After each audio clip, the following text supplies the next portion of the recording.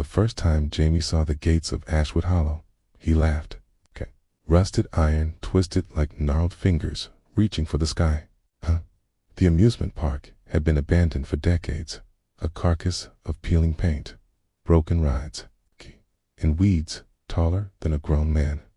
Every kid in town had stories about it, how, every 10 years, the gates would swing open, inviting the brave or the stupid inside. "You're not seriously thinking about going in, are you?" his friend Mark asked, voice shaking. Jamie shrugged. "It's just a park. Old rides, some graffiti. What's the worst that could happen?" The air smelled wrong, like wet leaves and burnt sugar. Jamie pushed the gate. It moved without a sound, though the hinges were crusted in rust. Beyond, the Ferris wheel loomed like a giant skeletal hand, slowly turning, even though no one had powered it. The carousel spun too, its horses frozen in mid-gallop, their painted eyes wide and empty. Did that just move?" whispered Mark. "I saw it," Jamie said. But inside, a chill began to crawl up his spine. Something felt alive here. Not alive like animals or people. Something darker. They wandered past the concession stands, where old cotton candy machines whirred faintly. Laughter echoed a soft, childish giggle, but there was no one there. Shadows shifted unnaturally along the walls, stretching, twisting, as if the park itself was watching them. "Okay, maybe this was a bad idea," Mark muttered. They reached the funhouse. The mirrors were cracked, and their reflections shimmered oddly. Jamie leaned closer to see himself, but his reflection didn't mimic him. It grinned wide, unnatural, with teeth too sharp for any human mouth. Mark screamed, "Jamie, run!" But Jamie couldn't move. His mind filled with memories he'd long buried. The time he bullied his little brother. The accident in the woods he'd never told anyone about. The guilt that had clawed at him every night. The park fed on it. Every ride, every whisper of wind through the broken stalls, pulled at the worst he had ever done, turning memory into flesh and shadow. The carousel's horses galloped faster, eyes glowing. The Ferris wheel turned higher and higher. And from the top came screams, echoes of kids who had dared the park before, trapped in their own fear. Jamie saw them now, faces twisted in torment, pressed against the cracked glass of the funhouse. They whispered his name, and every word cut deeper than a knife. Mark grabbed his arm. "We have to get out. Don't look back." They ran, stumbling over broken boards and rusted nails. But the park had changed. Paths twisted impossibly. One moment they were in the funhouse, the next in the bumper car arena, surrounded by empty cars that bumped and scraped against them with no driver. Jamie's head spun with memories he didn't want to remember. The park was alive, feeding on their fear, their guilt, their shame. Every laugh became a scream, every shadow a thing clawing for him. Finally, he saw the gates. The moonlight glinted off the rusted iron, a promise of escape. They bolted, hearts pounding, lungs on fire. Behind them, the park fell silent. The rides slowed. The shadows retreated.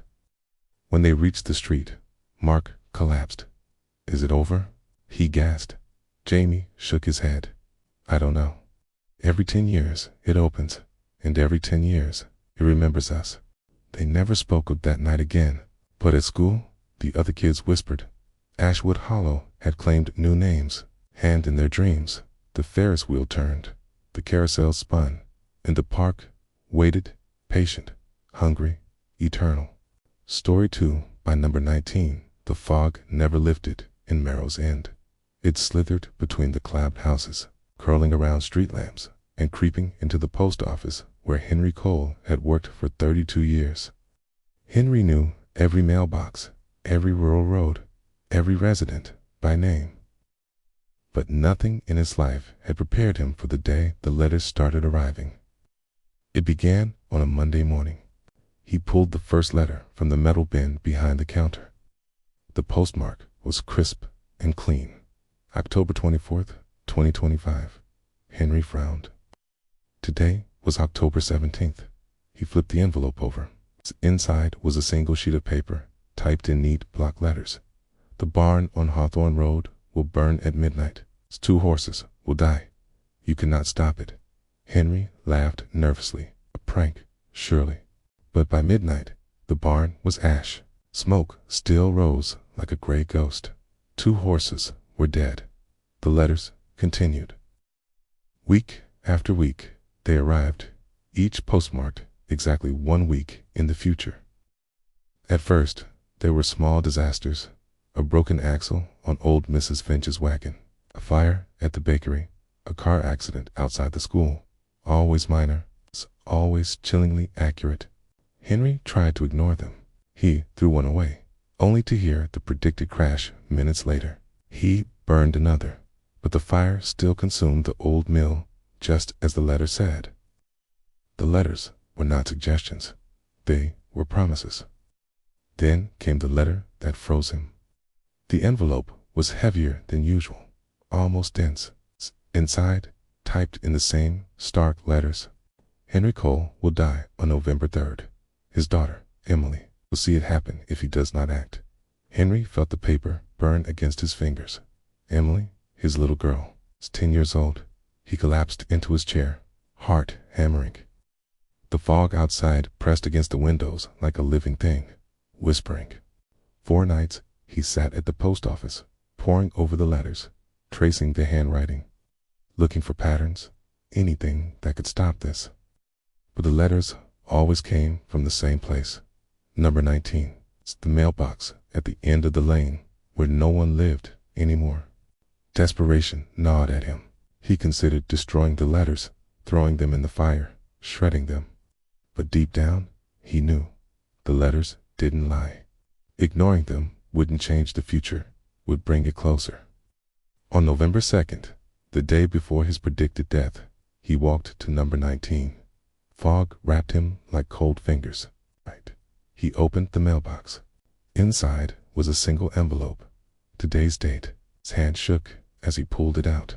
If you burn this letter, Emily will see your death. If you keep it, you may survive, but at a cost.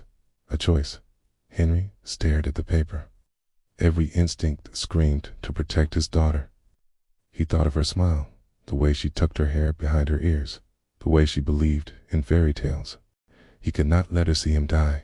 He made the only decision he could. He shredded the letter, watching it curl into black ash. The fog thickened. The air grew heavy, almost alive. He ran home, clutching Emily to him, praying. Morning came, November 3rd. Henry woke on the floor of their small living room, Emily asleep beside him, unharmed. Outside, the fog lifted just slightly, revealing the town untouched. The letters had stopped, but Henry knew the truth. They had not vanished. Somewhere in the swirling mists of time, number 19 waited, and he would never look at the mailbox the same way again, because some futures could not be escaped, only delayed. The sycamore had been there long before anyone could remember. Its roots gnarled and twisted through the earth, thick as snakes, twisting beneath the soil like the fingers of a sleeping giant. The townsfolk of Hollow Creek said it was cursed, though they always said it quietly. Almost like speaking the words out loud could make the tree hear. Children had vanished near it for generations, little feet wandering into the shade and never returning. Most of the disappearances were blamed on rivers or wild animals, but old-timers whispered otherwise. Tommy Landon didn't believe in whispers. He was a practical man, a widower raising his 12-year-old son, Peter, with as much love and discipline as he could muster. But the sycamore was different.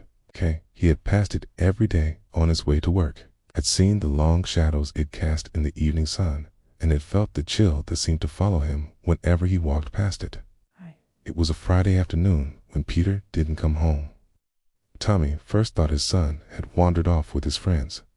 Maybe they were playing in the creek or down by the old mill. But when the sun sank behind the hills and Peter still didn't return, fear clawed at him like a living thing. The neighbors joined the search, shouting Peter's name, raking flashlights through the thick underbrush. The sycamore loomed over them, dark and silent, and Tommy couldn't shake the feeling that his roots were watching, waiting. The townsfolk avoided the tree. They knew better, but Tommy had no choice. He had to know. That night, he returned alone, carrying a lantern and a small shovel. The air around the sycamore smelled different, damp, earthy, almost sweet, like rot mixed with honey. He knelt beside the trunk, the roots curling around him like coils of a serpent. His heart pounded, but he told himself it was only fear. Fear made a man clumsy, made a man careless, but he needed answers. He began to dig. At first, it was just dirt, soft, loose soil, smelling of decay. But as he dug deeper, his shovel struck something hard, with perhaps an old box buried decades ago. But when he cleared the soil, he realized it was bones, small bones, a child's hand, delicate and pale, pressed into the dirt like it had been placed there yesterday. Tommy's stomach twisted, bile rising. He swallowed hard, forcing himself to look. Around the first hand were more bone skulls, rib cages, femurs ranged in a rough, unnatural circle. And beneath it all, the ground felt hollow, empty, a cavity waiting to be explored. He had to know. He had to see. The lantern trembled in his hand as he widened the hole. Dirt fell away like sand in an hourglass, exposing more bones, more fragments of lives stolen over decades. And then he saw it. Something moving beneath the earth. Something alive. It was dark, slick, and worm-like, with eyes that reflected the lantern's light in 1,000 tiny sparks. The roots shifted and slithered, as if they had a mind of their own, curling around the cavity and pressing toward him. A low, wet sound came from the depths, like the breathing of something that had waited too long. "Peter!" Tommy's voice cracked. The thing beneath the sycamore shifted again, its many eyes focused on him. Teeth glimmered, sharp, jagged, and too numerous for a human mouth. It hissed, a sound that made Tommy's knees buckle. The roots around him moved faster, coiling, digging, squeezing, trying to trap him before he could flee. He stumbled backward, dropping the lantern. Its light danced across the cavern, revealing more bones, more skulls, and then Peter. The boy's face was pale, almost gray, eyes wide with terror. But he was alive. Clutched in the root-like appendages of the thing beneath the earth, his small body was pressed against a mass of bones, as if the roots had collected him like a prize. Tommy didn't think. He ran, plunging his hands into the writhing roots, ripping Peter free as the thing let out a sound that was part scream, part growl, part whisper. The roots lashed out, slamming into the ground, curling around his legs. But he dragged Peter with him, pounding backward until the cavern collapsed behind them with a wet, sucking sound. They didn't stop running until the sycamore was behind them, till the tree was nothing more than a dark silhouette against the moonlight. Tommy pressed Peter to his chest, gasping for breath, feeling the boy's small arms clutching him. "Daddy, what was that?" Peter whispered, voice trembling. I don't know, Tommy said, and he meant it. No one could have known.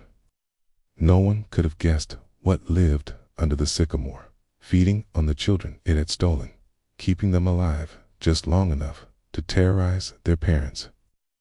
The townsfolk said Tommy had gone mad. They said Peter had wandered off and returned with a story too strange to believe. But Tommy knew the truth. He had touched something older than the town, something that had waited in the dark for generations. And he knew it was still there. The sycamore never moved, never made a sound. Tommy felt it, deep in his bones.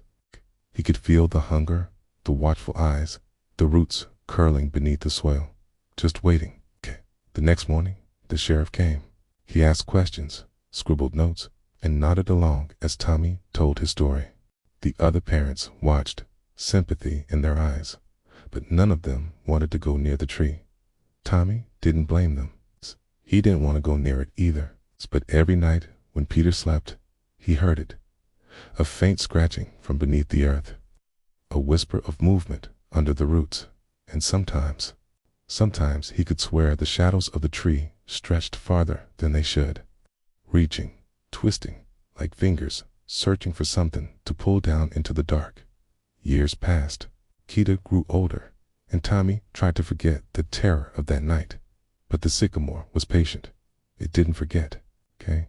It didn't forgive. And the roots were hungry still.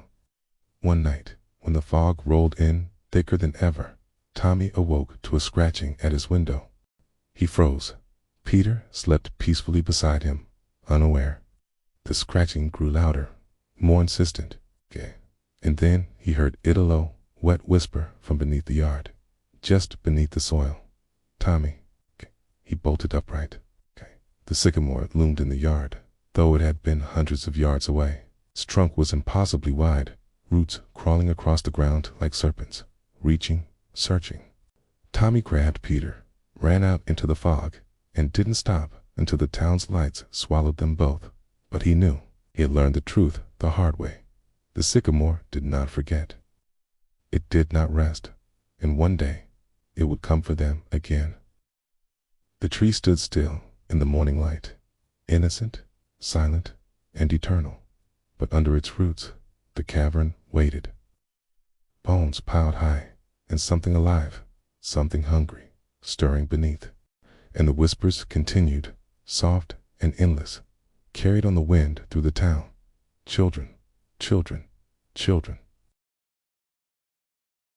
The radio tower on Pine Street had been there longer than most of the town remembered. Its blinking red light cut through the fog like a lonely eye, watching over the silent streets below. Hank Lawson had worked a night shift at WNTR for almost 10 years, spinning records to a few drifting listeners who found solace in his calm voice after dark. The studio was small, cluttered with dusty, vinyl, blinking meters, and the faint hum of electricity. Okay. Hank liked it that way, quiet, predictable, until the first call came. It was 2:17 a.m., and Hank was halfway through a slow blues record when the phone on the console rang. That was unusual. The station usually went hours without a call. He picked it up. "Hello, WNTR," he said, forcing a polite, cheerful tone. "This is Hank. Who's calling?" The line was static, a low crackle. And then a voice came, soft, trembling. "Hank, it's me. Play our song." Hank froze. The voice, it sounded like Lila Whitman, his first love. She had died in a car crash nearly 15 years ago. He had buried her in his heart and tried to move on, but the voice, Pugh's, it was unmistakable. "Hi," he shook his head, trying to convince himself it was a prank. Which song?" he asked, voice tight. "You know, Midnight Rain? Play it." The record was already in his collection. His hands trembling, Hank slid the vinyl onto the turntable. As the first notes played, he felt a shiver crawl down his spine. The lights in the studio flickered. The hum of the console grew louder, almost a growl. And then he felt it, like a cold finger tracing the nape of his neck. The phone clicked again. "Thank you, Hank. I can feel you now." The line went dead. Hank stared at the receiver, heart hammering. He wanted to believe it was a prank or a hallucination brought on by exhaustion, but he couldn't shake the chill running through the studio, the sense that something was there with him. The next night, the calls returned. Different voices, this time. Man, smooth and oily, with the sound of wealth and corruption in his tone. "Mayor Caldwell," Hank whispered when the man spoke his name. Caldwell had been disgraced years ago, exposed for embezzling city funds. He was dead now, shot in his mansion by a burglar, so the paper said. "I've been waiting, Hank. Play I'll Be Seeing You." Hank hesitated, then slid the record into place. The melody drifted through the speakers, sweet and haunting. Studio grew cold, shadows in the corners deepened, and Hank saw something move rippled across the floor like water. He heard a soft sigh, a whisper that wasn't coming through the phone. Closer, Hank, closer. By the third night, Hank barely slept. He kept the lights on, coffee brewing endlessly, headphones clamped over his ears. The calls became more frequent, each voice more desperate, more demanding. A chilling laugh came next, ragged and cruel. "Hello, Hank. Remember me? I was never caught." He nearly dropped the phone. James Riker, the serial killer, executed 7 years ago. Every detail had been public, from the murders to the trial to the electric chair. And now, he was calling Hank, asking for a song. "Which song?" Hank asked, voice shaking. "Tiptoe Through the Tulips," Riker rasped. "Play it, and let me dance again." The record started, a mocking, cheerful melody. Hank felt it immediately. Something in the room shifted. The shadows moved against the walls like smoke, curling, stretching. He saw a figure in the corner, thin and jerking, dancing to the song, but it didn't have flesh, just a shape, long fingers and a head tipped back in a silent scream. Hank dropped the headphones, stumbling backward. Stop calling." But the voices didn't stop, okay? They began to overlap, a chorus of the dead, each demanding, each waiting. Some sang along with the records. Some whispered threats. Hank felt their presence pressing into the studio, into his mind. He tried to hang up the phones, unplug the equipment, smash the records, but it didn't matter. The music carried them. Every note, every chord made them stronger. One night, Hank realized the pattern. Every call came from a specific number. 0001919. The last 4 digits repeated in every call log. Flashing like a warning, he tried tracing it, but the line led nowhere. Static and the music. Hank's hands shook as he picked up the receiver once more. "Hank, play it for me," Lila whispered. Her voice was soft, sad, impossibly real. "I just want to hear you one more time." Hank closed his eyes, pressed the record to the turntable, and let it play. Tears streamed down his face. The studio was colder than ice. The shadows twisted into shapes he could almost recognize. Faces his father, long dead. Friends who had died young. Strangers who had vanished without a trace. They watched him, waiting. The room became unbearable. The air thickened, pressing against his chest. Hank realized the truth. The music wasn't just summoning them, it was binding them. Each note pulled them closer to the living world, tethering their spirits to his reality. And the closer they came, the more dangerous they became. That night, Hank tried to refuse a request. He ignored Leela, ignored Caldwell, ignored Riker. He turned off the record player, unplugged the consoles, and waited. The studio grew silent. For a moment, and then the voices rose in anger, screaming through the walls, the equipment, the very air. Windows rattled. The lights flickered violently. Shadows coiled and twisted around the room like living ropes, reaching for him. Hank fell to his knees, trying to cover his ears, but he could hear every whisper, every demand. "You can't deny us, Hank." I won't," he stammered. "You must play, or we'll come for you. And those you love." It was true. Hank could feel it, their hunger, their need to cross over fully. If he refused, the dead wouldn't stay content with whispers. They would reach out, touch, harm, maybe even kill. The music was the only thing keeping them contained. Barely, with shaking hands, Hank turned on the equipment again. He picked up the phone and said the only thing he could. "Yes, I'll play your song." He slid the first record into place. The room grew quiet again, the shadows momentarily still. The music played, and the voices softened, drifting just beyond the reach of the living. Hank closed his eyes and whispered along, hoping the dead would be satisfied for now. But he knew it wouldn't last. More calls would come. Every night, new voices, old voices, lost voices. Each demanded a song, a note, a tether to the living world. Each pulled them closer to flesh, closer to him. And Hank realized the ultimate horror. One night, someone would request a song he would not play, and then they would step fully into his world. The next morning, when the town awoke, the radio was silent. WNTR's lights were off. The office empty. Hank's car was gone. Some say he fled. Some say he went mad. But those who listen to the late-night static on WNTR sometimes hear a familiar voice, calm, smooth, and impossibly sad. Hello? It's Hank. Who's calling? And sometimes, in the background, just beneath the music, you can hear the whispers of the dead waiting for their song. Rain pounded against the windshield like a drum of nails.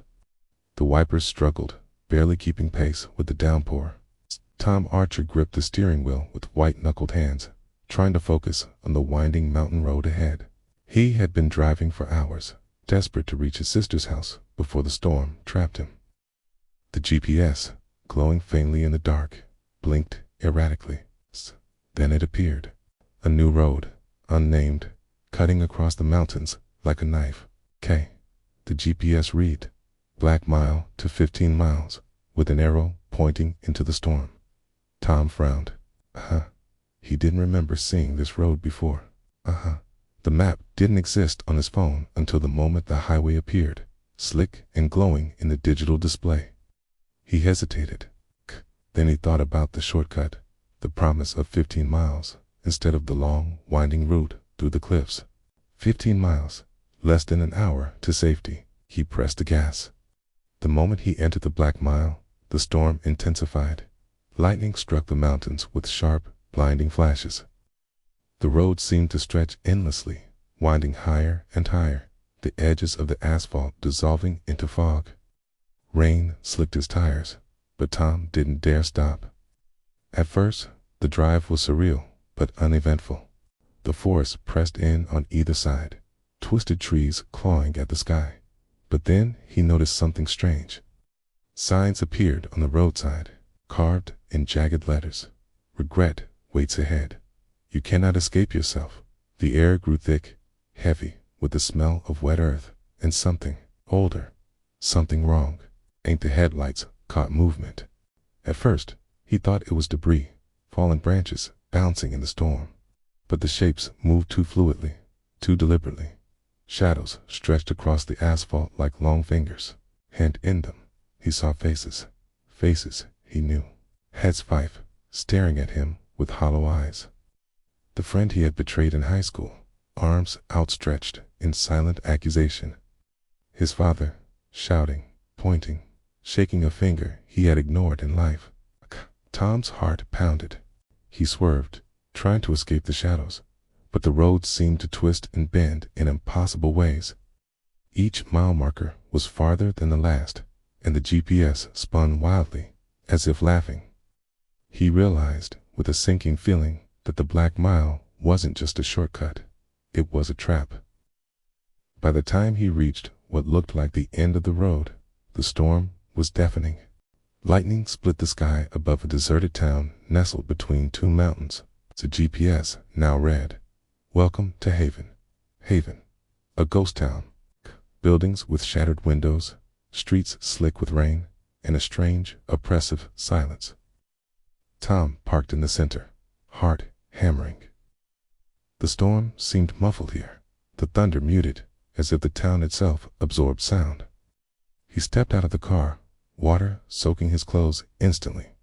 Every street seemed familiar, as if the town was built from his memories, and then he saw them. Figures moving in the fog. Not shadows, not ghosts exactly, but living creatures shaped from his own regrets. They were humanoid, but twisted, their faces mirrors of his guilt. A man he had lied 2 years ago, now limping on crooked legs. A woman he had abandoned, her mouth twisted in a scream that had no sound. Each one pursued him silently, gliding closer through the streets. Tom ran, slipping on wet asphalt. Every turn he took seemed to lead him back to the town square. The exit he had seen on the GPS was gone. In its place, more streets stretched into the fog, deeper into the heart of Haven. He stumbled into a building. The remnants of an old diner, hoping to hide, but the windows showed no escape. Every reflection in the glass revealed his own face, twisted in fear and guilt, multiplying with every blink. The town was alive, feeding on his regret, reshaping itself to trap him. Hours or maybe minutes passed. Time had lost meaning. The storm outside continued, but here in Haven it was always dark, always wet, always pressing. He could hear whispers, faint at first, then louder, echoing in his skull. "You should have stayed. You could have helped. You left me." Tom realized the creatures weren't just chasing him, they were teaching him. Every wrong, every betrayal, every failure was alive, pursuing him, forcing him to confront his past. He tried the car, but the Black Mile had disappeared. The GPS now showed only the town, streets branching endlessly, always leading deeper. He could feel the road outside twisting and moving, but no matter where he drove, the exit seemed farther away. Haven had no edges. Haven had no mercy. Days, maybe weeks, blurred. Hunger gnawed at him, but the town fed off more than just flesh. Kate fed on the fear, the guilt, the knowledge that escape was nearly impossible. Each time he rested, he woke to see another figure emerging from the fog, another regret made flesh, stepping closer with slow, patient inevitability. One night, or maybe it was the same night as the first, he heard a voice, a child's voice. Peter, his little brother, who had died in an accident Tom had caused. The figure approached, small, pale, and perfect in the moonlight that filtered through the clouds. Tom fell to his knees, crying. "I'm sorry," he whispered. "I'm so sorry." The child stopped, tilted its head, and then smiled. Teeth too sharp. Eyes too old. "Sorry doesn't bring you back," it said. And then the figure vanished into the fog. Tom understood, finally. The Black Mile wasn't just a road. It was a mirror. A living test of conscience. Cana, the storm, the endless roads, they were designed to strip him bare, to force him to face every decision he had ever made. And worse, every choice he had yet to make could be dragged into this place. He tried running again, driving faster than he thought possible, screaming at the fog, screaming at himself. The streets twisted impossibly, leading him back to the town square, where the shadows waited, patient and hungry. And then he saw it, the edge of the town, faint, almost invisible, where the fog thinned. Freedom, perhaps, or another trap. Every instinct told him to flee. Every bone in his body told him to stay. Tom gritted his teeth and pressed the gas. The car slipped on wet asphalt, the shadows surging forward, and the town seemed to breathe around him. He could feel the Black Mile stretching ahead, endless, always moving, always shifting. The exit was never fixed. It mocked him, promising freedom he could not reach. The last thing Tom saw before the fog swallowed him completely was the mirror of his own face in the rear view. Eyes wide, pale with fear, and behind him, the shadows of Haven, alive, patient, eternal. The storm passed. Somewhere, far away, the GPS blinked again, waiting for its next traveler. Black Mile minus 15 miles, and the road would always be hungry. The headset was sleek, black, shiny, with curves designed to fit the human face perfectly. The ads promise the ultimate escape, full sensory immersion into a world you could shape with your mind. No limitations, no boundaries, just pure experience. Alex Harper bought one the first day it launched. A tech journalist by trade, he told himself it was research. Testing VR had always been part of his job, but this was different. Thoughts felt heavier than it should, almost as if it were alive. He set it on the desk, stared at it, and laughed nervously. "It's just a headset," he muttered, plugging it in. The world he entered was flawless. It's a hyperreal city, sunlight catching every raindrop, shadows falling perfectly on the pavement. Alex reached out, fingers brushing against a stranger walking by. He felt their warmth. He heard their heartbeat. It was intoxicating. But then he noticed something. In every reflection store windows, puddles, mirrors, the people's eyes were hollow. Empty pits of black, drawing him in. At first, he thought it was a glitch. He shook his head, removed the headset. Reality was normal. But the unease lingered. The next day, he tried it again. Same world, same perfection. Key walked past his apartment, and in the VR version of his living room, he saw his mother. She smiled, but her eyes, hollow, endless, staring into a place he couldn't name. "Mom," he whispered. She didn't answer. The eyes held him, and a cold dread snicked through his body. Alex yanked the headset off. Reality was solid, but the feeling lingered like a shadow at the edge of vision. Over the next week, early users began reporting the same thing. Social media lit up with screenshots and stories. Loved ones in VR with black, hollow eyes, following them with an awareness that no simulation should have. Alex brushed it off as a viral marketing stunt, except he knew the truth. Something was wrong. Something had slipped through the code, or maybe it wasn't in the code at all. On the third night, Alex put the headset on for an extended session. He wanted answers, wanted to push the limits. The city stretched out before him, gleaming, endless. He wandered streets he had never seen before, exploring skyscrapers and alleyways. And then he saw them. Figures emerging from shadows. First, a neighbor, then his ex-girlfriend, smiling, waving. And then his father, long dead, standing in the middle of a crosswalk. Every figure had hollow eyes, black, infinite voids. Alex froze. The hollow eyes weren't just empty. They were aware, watching, waiting. The figures moved closer, silently, without speaking. And yet, he could hear their thoughts in the back of his mind.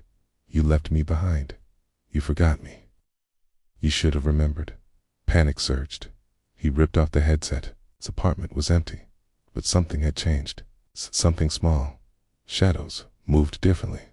The reflection in the kitchen mirror. The eyes weren't hollow. Not yet.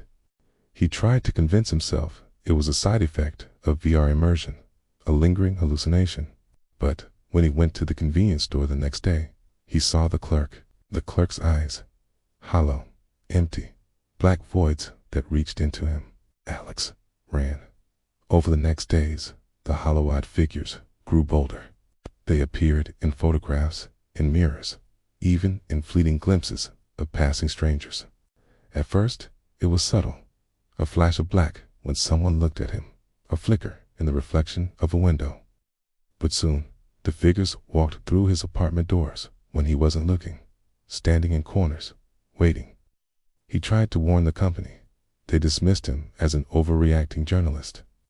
Other early testers confirmed the phenomenon online, but their voices were drowned out by promotional campaigns, glowing reviews, and hype. One night, desperate, Alex donned the headset again. He needed to understand, to confront it. He entered the VR world, but this time, it wasn't the bright city streets. The landscape had changed. Its buildings twisted unnaturally, streets spiraled into darkness, and the sky was a sickly, pulsating gray. Tained, and there they were, all of them, his mother, father, friends, neighbors, every person he had ever loved. Hollow eyes fixed on him. They whispered his secrets, his failures, the moments he had been cruel or neglectful. Every memory he had buried deep now assaulted him like knives. Alex tried to leave. The exit portal wasn't there. He ran down streets that looped impossibly, chased by hollow-eyed versions of people who should have been safe, loving, familiar. He screamed, but no sound came. Finally, he stopped in a square. A hollow-eyed Leela, his first love, stepped forward. She reached out, hands cold and insubstantial. "Join us," she whispered. Her eyes were bottomless pits. "We've been waiting. You'll never leave." The truth hit him. The headset didn't just simulate reality. It tore a hole. It pulled something from the VR world into the real world, or maybe it had always been there, waiting for human consciousness to give it form. The more he played, the more the hollow-eyed figures crossed over. He yanked the headset off. Gasps of air burned his lungs. The apartment was silent. It's the normal hum of city life outside, but he could feel them, presence in every reflection, every shadow. He backed into a corner, staring at the dark hallway, heart hammering. The next morning, Alex tried to destroy the headset. Hammer, scissors, even fire, nothing worked. It was impervious. And now he realized the worst part. He couldn't be without it. The VR world had marked him, tethered him. Every second away, the hollow-eyed figures crept closer to full manifestation. He tried to leave the apartment. The hallway stretched unnaturally long, corners bending wrong, shadows deepening. The figures appeared behind doors, in the elevator mirror, walking slowly, silently, toward him. Hollow eyes fixed on his soul. By nightfall, the first figure stepped fully into his apartment. It was his mother, smiling the way she had before death, but the eyes, endless voids that devoured light. She reached out. Alex screamed, but the sound was drowned out by the whispering chorus. All hollow eyes, all voices demanding, accusing, waiting. Alex ran to the bedroom, slammed the door, barricaded it. He could hear them outside, pressing, whispering. He knew they were patient. They would not rest. They were endless, growing stronger every hour, every thought, every memory he replayed in the VR world. He understood now. The headset had done more than promise immersion. It had brought the void to life, and every second he had spent inside had invited them closer. Every second of hesitation made them stronger. Alex's hands shook as he stared into the cracked mirror. His own eyes reflected back at him, hollow, bottomless, and somewhere behind him he could feel them waiting, just outside the door, patient and eternal. The last thing he heard before the door began to give way was the whisper of his first love. "Play with us, ever." Story 7 by Well at Mercy Farm. The summer sun had turned Mercy Farm into a wasteland. The soil cracked like old leather, the wheat lay brown and brittle, and the creek that had once fed the fields was nothing but a dry bed of rocks. For the Harpers, drought wasn't just an inconvenience. It was a death sentence. Crops failed, livestock thinned, hope shriveled faster than the plants. It was Jacob Harper who found the well. He had been wandering the northern edge of the property, searching for any sign of water when he saw it. A circular stone rim half buried in dirt and weeds, hidden beneath a cluster of oak trees. "Pa, look at this," he called, wiping sweat from his brow. His father, Samuel, came over, frowning. "Another dry pit, I bet. It's junk buried by the old owners."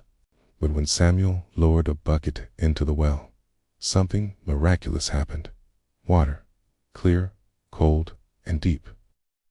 And when Jacob drank it, he felt strength returning to his limbs, a warmth filling his chest, a sickness in his stomach vanishing as if it had never existed. They tested it on the cows first. One by one, the animals regained their strength. Sick chickens recovered. Even the old mare, barely able to stand, rose on trembling legs and neighed with new vigor. Word spread fast. Neighbors came with buckets, jugs, and barrels. They called it a blessing. Jacob and Samuel shared, at first generously, but soon the crowds grew insistent, desperate. They offered money, crops, and anything they could spare in return for a taste of the miraculous water.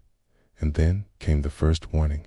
It was Margaret Bell, a neighbor, sick with fever for weeks. She drank from the well, and by morning she was walking the fields, radiant, But her husband, who had carried her to the well, collapsed that night, pale and lifeless. His face was calm, almost peaceful, but Samuel Harper felt a chill watching him. "What happened?" Jacob asked, shaking. Samuel didn't answer. He already knew. Every sip of water demanded a price, and the well was hungry. Over the next weeks, the Harpers tried to ration the water, but the drought worsened. Crops would not survive without it. Livestock would die. Families begged, and every time someone drank, something had to be taken in return. A pig, a chicken, a sick child. It didn't matter. The well's thirst was growing, demanding blood and life with every blessing. One night, Samuel stayed by the well, lantern swinging in the dark. He watched the water ripple as if breathing. The surface shimmered unnaturally. And then he heard it, a whisper, soft and insistent, curling around his mind. "More. Give me more. Let me feed." He recoiled, stumbling backward, but he could not ignore it. The well was alive. Not alive like a pond or a stream, but a hunger that grew with each gift it gave. It wanted life, and it would not be denied. The next morning, Jacob came running from the field. "Pa, the crop's there blooming. The wheat, it's green." Samuel nodded, grim. "Yes, but at what cost, son?" "Every miracle comes with a price." By the end of the week, Mercy Farm became a center of desperation. Sick neighbors carried their children, hoping for the water to heal them. Families who had lost livestock begged for a sip to save what remained. The Harpers tried to refuse, but the well demanded obedience. And with every cup given, someone disappeared. A neighbor's child, a wandering dog, a sick old man, each vanished without a trace, and the water rippled calmly as if satisfied. Jacob's conscience began to crack. He could not stand to see the faces of the thirsty, pleading neighbors. And yet, he could not bear the thought of letting the farm die. "Pa, what if we stop?" he asked one evening, voice trembling. Samuel shook his head, staring into the well. "You think it will let us?" "The well doesn't care about mercy, only hunger. If we stop, it will take anyway. It's patient, and it waits." That night, the wind shifted, carrying the scent of rain that never came. The well seemed to hum, vibrating softly. Samuel watched as shadows formed on the water's surface, shapes writhing beneath, faces twisted in silent screams. The well was full of the taken, the sacrificed, trapped forever, and each one's life fed the miracle above. Jacob could not look away. "It's people," he whispered. "All those who drank, or were, taken. They're under the water." Samuel nodded. "That's the truth of it, okay? Every gift demands blood, and every gift makes it thirstier." By morning, the farm thrived beyond imagination. Its crops were lush, livestock strong, the barns brimming. Neighbors marveled at the Harpers' fortune. Kay did not ask questions. They did not want to know the price, but the Harpers knew. Every night, the well called. Every night, its hunger whispered in the darkness. Desperation began to twist the Harpers themselves. Jacob started hiding neighbors' requests, trying to ration the water, but the well would not be denied. It seeped into the house, into their dreams, whispering, tugging. Shadows shifted in the corners, and the lantern light flickered with shapes too dark to name. One evening, a man appeared at the edge of the property, ragged, feverish, begging for a cup. Jacob hesitated, heart hammering, calling, demanding. Samuel's hand rested on his shoulder. "Give it," Samuel said, "or it will take more than a cup. Trust me, son. It knows how to get what it wants." Reluctantly, Jacob filled a tin cup. The man drank eagerly, life returning to his eyes. But as the last drop touched his lips, he screamed. The water boiled, hissed, and then the man collapsed, pale, blood streaming from his mouth. The well's hunger had claimed its due.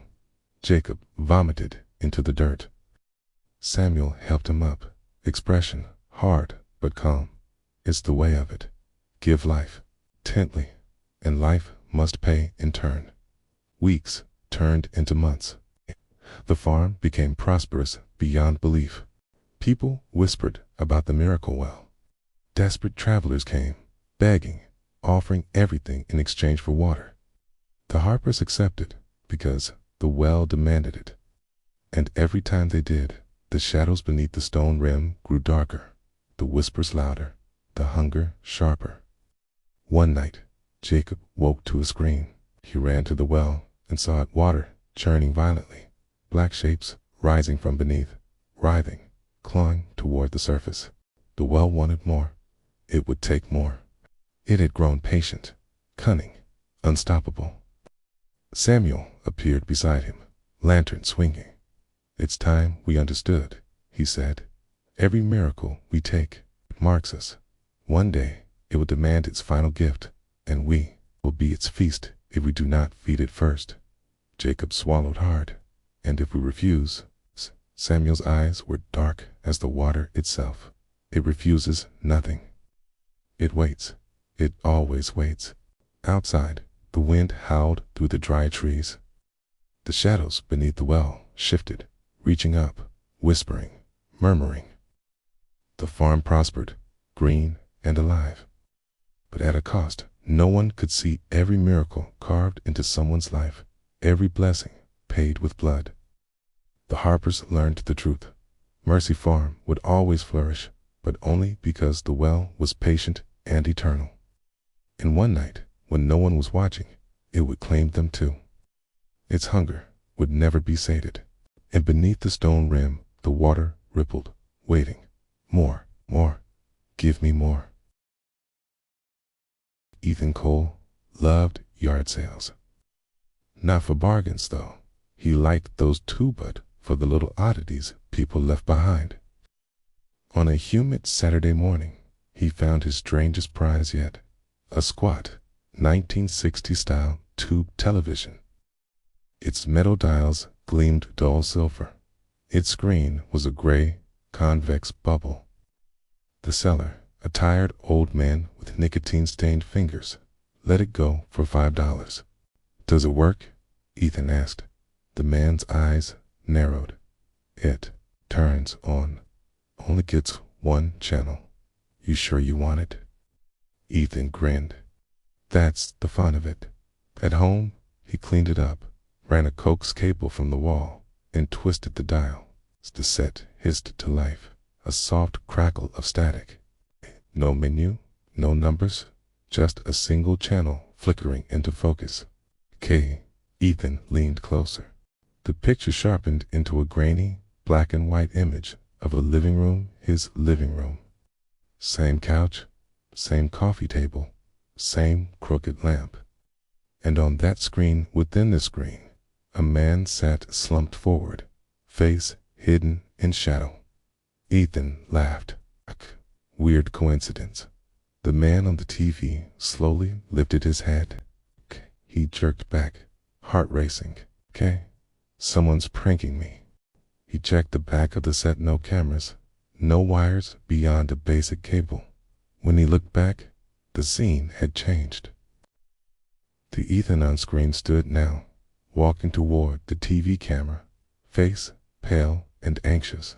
The room lights flickered. Then the image went black. Ethan clicked the dial off. The tube popped with a soft hiss. He stood in silence, the hum of his refrigerator suddenly too loud. That night, he dreamed of the static tick, choking like fog. He woke at 3:17 a.m. to a faint crackling from the living room. The TV was on. He hadn't turned it on. On screen, his double slept on the couch, chest rising and falling. Behind him, the door to the apartment creaked open. Shape tall, indistinct, slipped inside. "Jesus," Ethan whispered. He lunged for the remote, but the screen wouldn't change. The dial spun freely, useless. He yanked the plug from the wall. Sparks popped. The picture kept playing. He backed away, cold sweat breaking along his neck. The tall shape moved closer to the sleeping double, carrying something long and sharp. Ethan grabbed his phone and turned on every light in the apartment. His front door was locked. No one was there. When he turned back to the set, the image had gone to static. The next morning, he tried everything: new outlets, different cables, even setting the TV outside.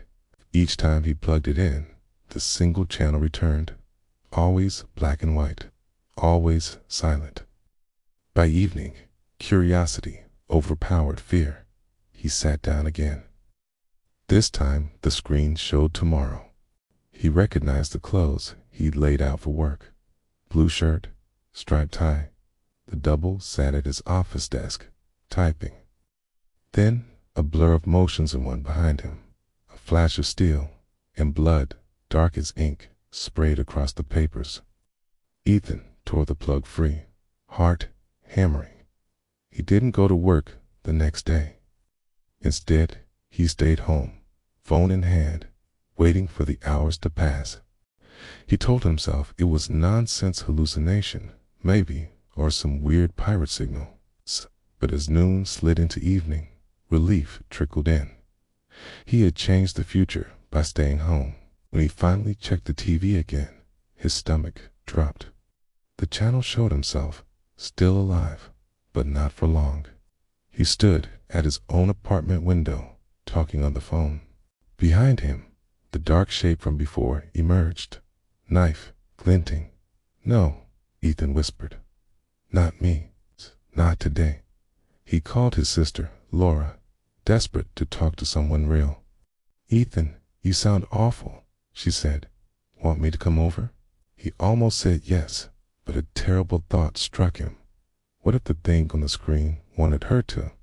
"No," he said quickly. "I'm fine." "Don't come." The moment he hung up, the television flared to life without power. The image now showed Laura, sitting in her car, stopped at a red light. The tall figure in the back seat, a teen's breath caught. No. He grabbed his keys and bolted for his car. Laura's house was 10 minutes away. He sped through yellow lights, checking his phone. No answer. When he arrived, she stood at her door, perfectly safe. "Ethan, what the hell?" He hugged her, shaking. "Don't. Just stay inside tonight, okay? Promise me." Confused, she agreed. When Ethan got home, the TV was already on. The screen showed his apartment, empty. Words scrolled across the bottom in ghostly white letters. "You cannot change it." For 3 sleepless days, Ethan tried everything. He smashed the screen with a hammer crack spidered, but the image remained clear. He wrapped the set in blankets and shoved it in the closet. Still it glowed through the fabric, a dull silver pulse. And every time he dared to look, it showed a new scene. Sometimes minutes ahead, sometimes days. Always his own death. A fall down subway stairs, a gas leak exploding, a stranger with a blade. Each time he changed plans, the death shifted to match. He began noticing details in the background of the broadcast, small, unsettling changes. The walls in his TV living room grew darker. Shadows lingered too long, and the tall figure came into focus. A blank, faceless, man-shaped void, like a hole cut from reality, One night, exhausted, Ethan sat before the humming set. "What do you want from me?" he whispered. The static swirled, coalescing into words across the screen. To watch, to wait, to end. A cold draft swept the room. The lights flickered. His own reflection in the glass darkened, eyes hollowing to black. "Stop running. Come closer." Against his own will, Ethan leaned in. The static deepened, no longer sound, but a low, hungry growl. The next morning, Neighbors found his apartment door ajar. Aside, the TV still played, a black and white image of an empty living room. On the couch sat Ethan, eyes open and lifeless, a faint smile on his lips. When police tried to turn the set off, the screen went dark for the first time. But later, in the quiet of the evidence locker, it flickered back to life, showing the officer who'd carried it away, alone in his home, staring back at himself.